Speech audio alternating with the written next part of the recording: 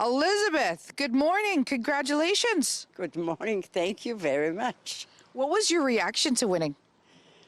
I want to cry. I was so happy. There would be happy tears. I couldn't believe it. And why is that? You have such a beautiful, beautiful garden. Yeah, but probably there is more beautiful gardens over there. You always think, not me, but yes, thank you very much. I'm very, very happy. Well, you are well-deserved. What has gone into all of these beautiful pieces? Lots of work, lots of love, lots of money, water, fertilizer. But yeah, I'm happy. I love it. That's my passion. And how long have you been doing this for? I think 10 years.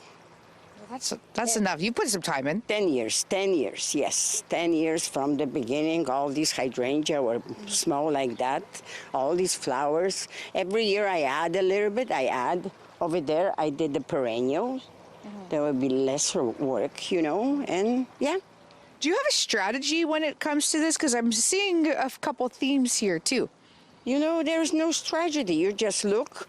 Oh, there's a space. I have to go to St. Mary's Nursery and buy some plants. And then you just plant it. Well, you have $500 more. What might you buy? I don't know if there's any more space to add, Elizabeth. I'm going to leave that money for next year. Next year. Because, yes, maybe I'm going to put more space for a planting. I will see, Oh, I love it. Is there anything else that you think people should know about your garden that maybe, we have one more segment we can show. Fertilizer and water is very important. If you don't fertilize your plants, they're not going to be that beautiful.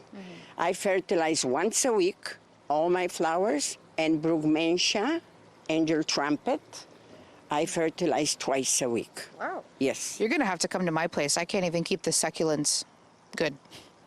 I think You're going to have to come. succulents don't need a water. I know, or that's... nothing. Just love. You go there and say, I love you. Please grow. I love you. Please grow.